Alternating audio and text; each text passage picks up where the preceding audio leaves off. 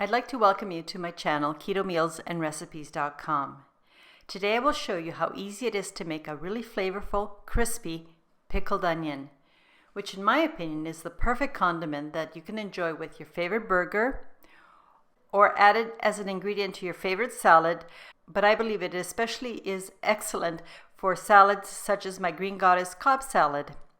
In this video, I'm going to show you two different methods of making a quick pickle and three variations of the two methods. And if you like my channel and would like to show your support, please watch all the way to the end to get all the tips and items I share throughout the video. And of course, do share the link to my channel or a particular video with someone that you think might also enjoy the recipe or my channel. Before getting started, I just want to share a quick reminder. A condiment, such as this pickled onion, is a condiment added to a meal as a flavor enhancer and should be thought of as an ingredient, or in other words, a part of the overall recipes when you're calculating macros for the meal. Remember that pickled onions on their own are not keto, but used wisely as part of a recipe or meal, condiments do add a lot of flavor and texture to any meal. And I provide this recipe as an option. You yourself know what your goals are and what your dietary needs are, and you have to make the decisions for yourself. In order that you can judge if these pickled onions are for you and how much you can enjoy, the macronutrient ratio for the pickled onions and the serving size is about 1/4 cup, would have 3.7 grams of total carbs, 0.7 grams of dietary fiber, resulting in 3 grams of net carbs per 1/4 cup serving. But if you reduce the serving size, you'll also reduce the total and net carbs. Now let's get to it. Making this style of quick pickled onions is very easy and literally takes minutes from start to finish. One more point I want to emphasize: these are not fermented pickles. For best results, I begin by cutting my onion in half from the bulb to the root end, or longitudinally. After cutting my onion in half, I peel off the dry papery layer on the outside of the onion. Then trim off the bulb end, and beginning at one end of the half globe, I make thin longitudinal cuts, getting to as close to the root end, but not cutting through the root end. And I also follow the curve of the onion. Try to keep your cuts thin and even.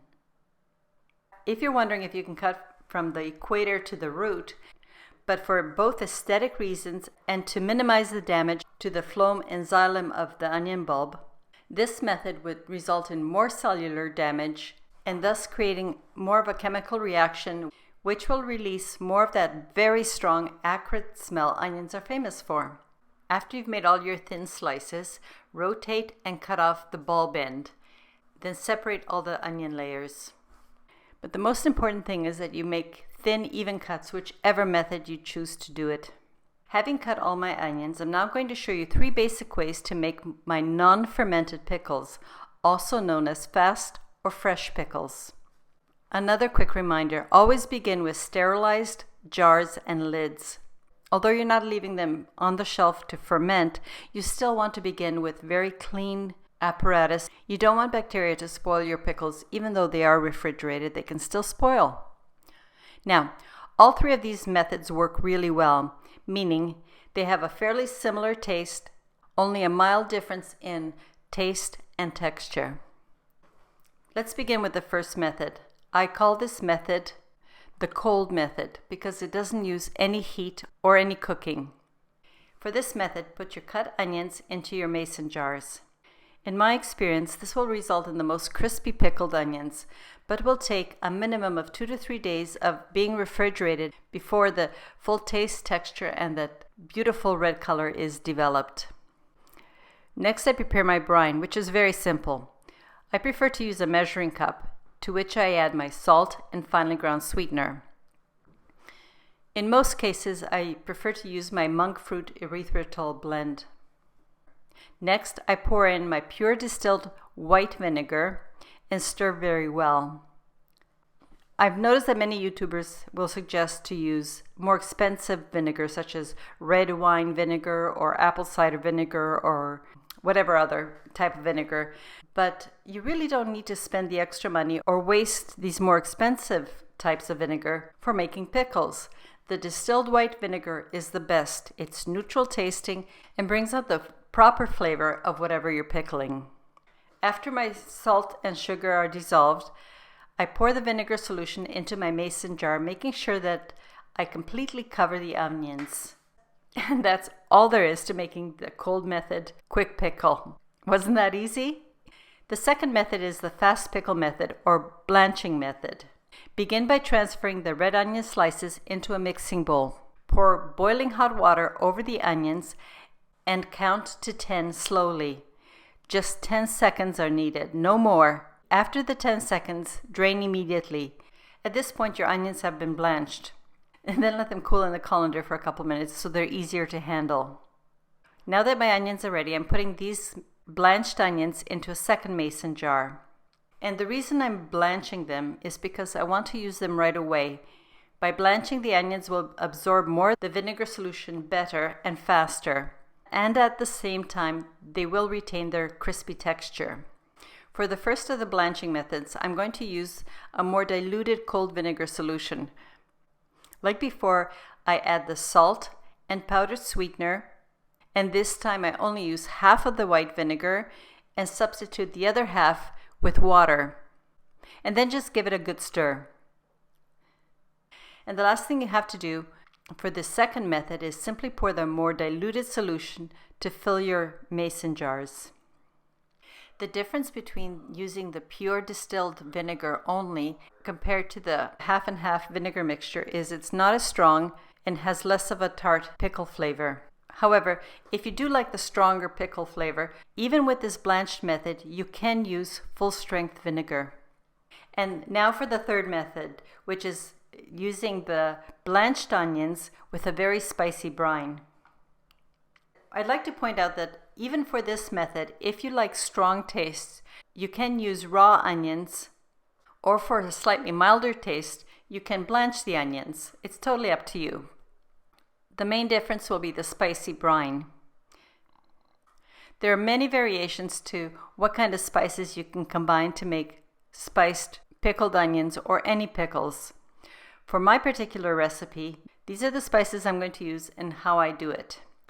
I first take a small saucepan. I add half of the vinegar and then half of the water or pure vinegar, to which I add my star anise, cumin seeds, cardamom seeds, caraway seeds, and the black peppercorns. Notice they are all in the seed or pod form. Once you've added all of your spices to your pot, place the pot over medium-low heat and bring to a light simmer. Then cook the brine for 1 to 2 minutes. Oops, I almost forgot to mention you still have to add the salt and the powdered sweetener and stir these in very well. Remove the pot from the heat and let the brine cool slightly before pouring into the jar. And here's another tip I'd like to share with you. If you make spicy brine for this quick pickle method, whether you're using raw or blanched onions, the spices will enhance the brine, making it taste stronger and stronger as the days pass. Adjust the spices and reduce them accordingly to how long you think you're going to keep them in your fridge.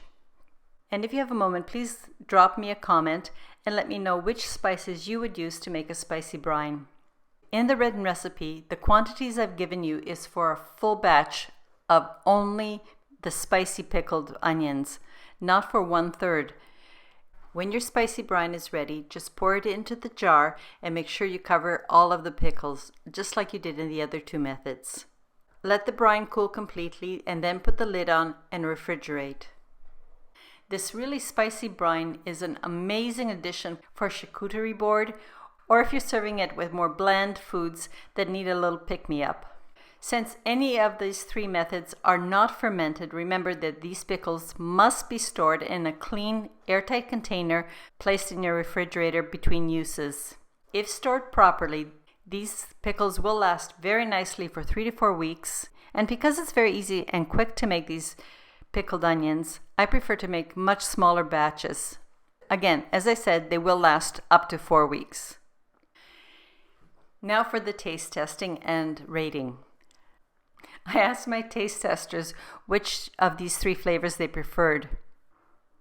After tasting the cold method, the blanched basic method, and the blanched spiced pickles, these are the results. Both of my sons and my husband agreed that they preferred the cold basic method as their number one choice. Their number two choice was the blanched spiced method, and their least favorite was the half and half milder tasting basic pickle. Now, it wasn't that the basic pickle didn't taste good, it's just that they found the taste to be too mild and not exactly like pickles that they prefer.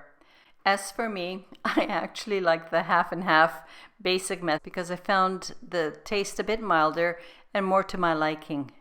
After a short discussion, we all agreed that the spiced brine method was really, really good. As for texture, we found that the blanched onions were not as crispy as the raw version, but they still had a nice crunch. Thank you very much for taking the time to watch my video, and a special thank you if you watched the entire video. As I said, it really does help my algorithm. I hope you come back when I post my next video. Until then, have a very happy and healthy day. Cheers!